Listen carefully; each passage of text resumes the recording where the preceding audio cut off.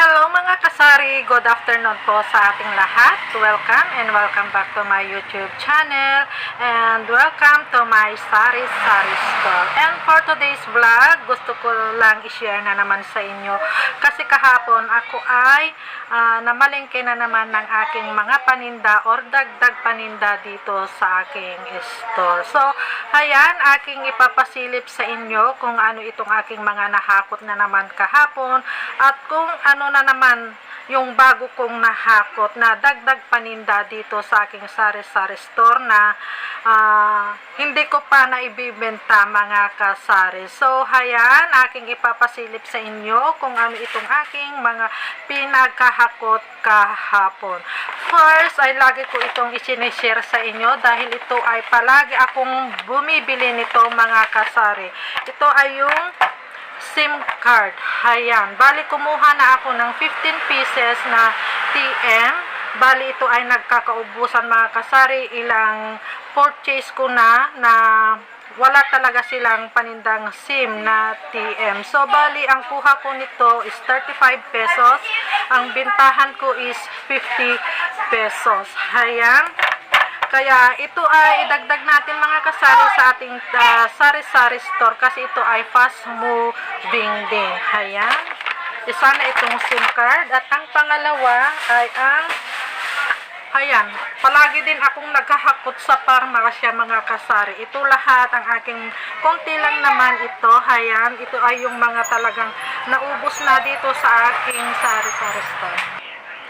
So, ayan, aking ipagpapatuloy ang aking pagyayaw yung mga kasari pero ang init ng panahon. Ayan, so, ayan, saan na ba tayo? Itong aking mga napamili sa parmasya. Palagi na lang ako nagkahakot sa parmasya mga kasari. Ayan, ito lang naman kasi yung talagang kung ano yung mga hinahakot ko ayun talaga yung mga mabenta. So, kumuha ako ng 6 na itong Calpol syrup. Itong pang 2 to 6 years old kasi ito ay nagkakaubusan din mga kasari sa parmasya. Ang tagal na nawala itong Calpol na 2 to 6 years old. So, kumuha ako ng 6 na piraso lang ito mga kasari. So, ang bentahan ko nito is 120. Ayan. At ito yung aking resibo. Wait lang at may nabili na. At kumuha ako ng Bonamil. Ayan, kumuha lang ako ng 5 Bonamil. Itong 150 grams pero nabili na yung dalawa. Ayan, bali ang bentahan ko nito is 125. At kumuha ako ng Bona. Ayan, Bona. Bali kumuha ako ng 6 na yung 150 grams din. Bali, ang bintahan ko din nito is 125. Ako ay palingon-lingon mga kasari kasi mayat maya ay nagsusulputan yung mga mamimili. Ayan, kumuha ako ng 6 na Bona. Ayan. At tatlong junior na Bear Brand Junior, yung 1 plus, yung 400 grams. Bali, kumuha lang ako ng 3. Ito ay dagdag lang. May mga stock pa naman ako mga kasari. Kasi ito ay, dalawa kasi yung suki ko nito na bumibili ng Bear Brand Junior. Ayan. At tawas. Ayan, kumuha ako ng 1 dozen na itong yellow. 1 dozen din ng red. Ayan. Bali, ang bintahan ko nito is 18 pesos na. Tumaas ito mga kasari. Dati ang bentahan ko nito is 15 pesos lang.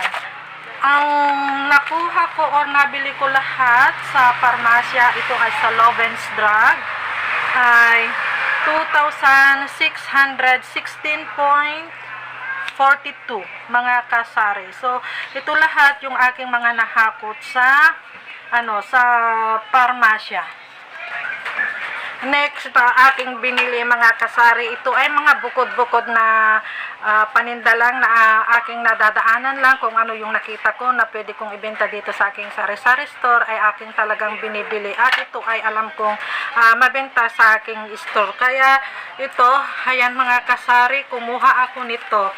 Ayan, ito ay, ewan ko sa Tagalog, ito mga kasari, basta ang alam ko nito sa aming mga Ilocano, ang tawag namin dito is payab-yab. Ayan, isa rin na fast moving ito sa akin, kaya ako ay kumuha ng 12 pieces pala nito mga kasari. Bali, ang puhunan nito is 38 pesos, ang bentahan ko is 50 pesos. Kaya mga kasari, ayan, ito ay idagdag natin sa ating tindahan dahil ito ay isa sa mga pinagkakakitaan natin mga kasari. Ito ay maganda rin ang tubuan natin. So, hinihikayat ko kayo na idagdag nyo ito sa inyong mga sari-sari store. Ayan. At ang isa ko pang binili, ayan, ay itong ganito. Ayan, ito ay napaka fast moving sa akin mga kasari, lalo na ngayon ay anihan dito sa amin. Ito ay talagang napaka mabenta sa akin mga kasari. So bali ang kuha ko nito, ito ay 1 kilo is 160. Itong 1 kilo, kumuha ako ng 2 kilos. Ayan mga kasari. Tapos may mga stock pa ako dito na 3 kilos yata. Talaga tuwing ako ay namimili sa bayan, talagang kahit may stock pa ako nito, talagang ako ay kumukuha kasi talaga ako lang yata ang nagtitinda nito mga kasari dito sa amin. Ayan. Bali, ang bintahan ko ng isang ganito ay 20 pesos. So, may tubo akong kalahati mga kasari. Kung ano yung puhunan, yun din ang tubo ko. Ayan. So, ayan. Yung mga kapakukatindera na nasa probinsya, alam nila ito. Lalo na kung ang hanap buhay ng mga tao sa kanila ay magbubukid. Alam na alam nila ito mga kasari. Ayan. At ang isa pa, ayan, talagang kapag ikaw ay isang tindera, kapag ikaw ay namimili, may mga nadadaanan tayo na nakikita natin na pwede nating idagdag dito sa ating sari-sari store. Kagaya ko mga kasari, sa kalalakad ko, ako ay nakakita ng pandagdag na naman dito sa aking sari-sari store, mga kasari. Ayan. So, aking isi-share sa inyo. Ayan, ito ay yung mga sombrerong ganito. Ayan. Bali, kumuha ako ng 1, 2, 3, 4, 5, 6, 7 pieces nito. Ang gaganda ng kulay niya, mga kasari. Ayan, ganyan. Ayan. So, kapag ikaw ay, bumibili, sa wholesalan ka bumili mga kasari ng mga ganito. Ayan, sabihin mong pang tinda mo para ibigay nila sa iyo ng wholesale price. Ayan. Bali ito, ang kuha ko nito is 90 pesos. Ayan, itong ganito. Ang bintahan ko naman dito sa amin is 150 pesos mga kasari, itong ganito. Ayan. So, at ang isa ko pang naidagdag na pangbenta ko dito sa aking sari-sari store. Ayan. Kasi uso ang sore eyes dito sa amin mga kasari. Ang daming nagsusore eyes dito sa amin. Ewan ko ba, so buti na lang at kami dito sa bahay ay walang natamaan ng sore eyes. Halos lahat ng mga bumibili sa akin ay ganyan na yung mata. Namumula yung mga mata nila. Ayan. Kaya ako ay, ang daming naghahanap nito sa akin. Naghahanap sila ng sunglass mga kasari. Ayan. So, kumuha ako ng mga sunglass mga kasari.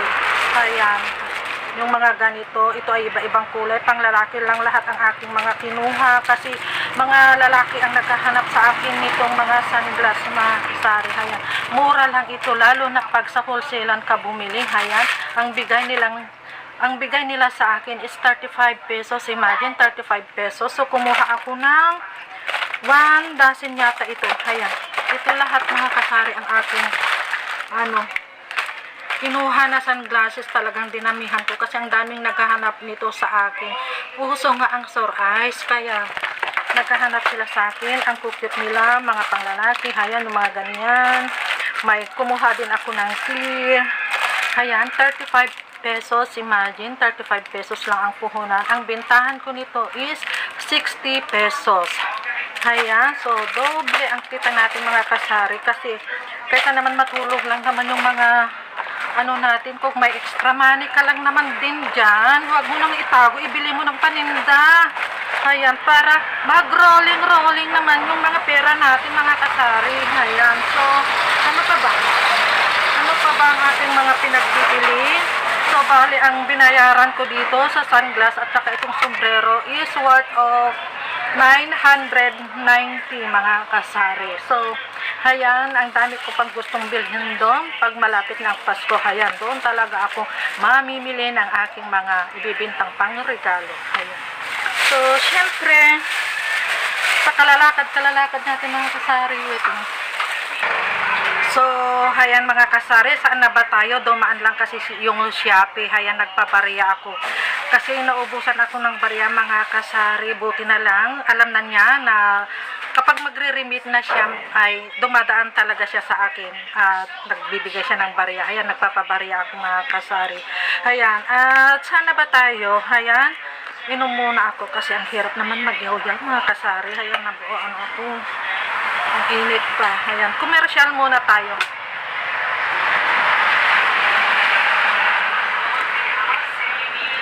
Ayan. Ang hirap maghanap ng pera.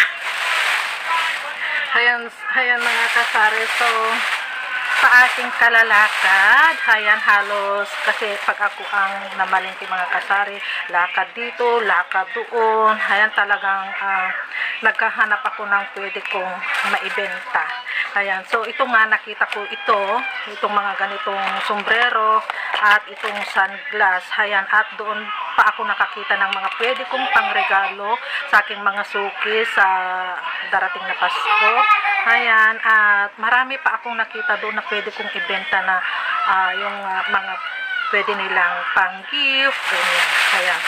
So, at sa aking kalalakad na, ayan, ako ay kumuha ng bawang. Siyempre, nadaanan ko yung bawang. Kumuha ako ng 1 kilo na bawang. Alam nyo ba mga kasari kung magkano na ang bawang ngayon? 120 na tumatagintin. At 1 kilo nitong sibuyas. Ayan, ito ay 1 kilo din. At 1 kilo din ito, 120 din per kilo ang sibuyas. Ayan, kaya kumuha lang ako ng tagi 1 kilo. Ewan ko, basta kasi pag ako ang namili ng mga sibuyas or itong mga bawang mga kasari, binibilang ko yan. So, kunwari, ang bintahan ko nitong bawang is 5 pesos. Binibilang ko yan kung magkano na. Yung alam ko na kaagad yung tubo ko sa 1 kilo. Pero konti lang naman yata yung tubo ko. Parang 20 or 25 lang yata yung tubo ko dyan. At ganun din dito sa sibuyas. Sabi nung nagtitinda sa akin, pang 5 pesos ko lang ito. Sabi niya, wala nang 5 pesos ngayon. 6 na daw. Pero syempre, nasanay na sa akin ang mga customer ng 5. So, ibenta ko na lang din ng 5. Basta may tubo lang tayong konti. Ganun. So, ayan. Wait lang mga kasari at may nabi. So, yan lang mga kasari ang aking may share na naman sa inyo. Ako ay talagang pinagpapawisan. Ayan. Parang napapansin ko ang lakas-lakas ng energy ko ngayong araw. Ayan. So, ayan mga kapwa ko kasari. Happy selling na lang sa ating lahat at sa aking mga silent viewers. Salamat sa inyong panunood, sa aking mga pinagyayaw-yaw at sa aking mga organic viewers na walang sawa ding nanonood sa aking mga vlog. Ayan, thank you very much po sa inyong full support sa aking channel. So, ayan, sa aking kapwa katindera, happy selling na lang sa ating lahat. God bless us and bye! Thank you for watching!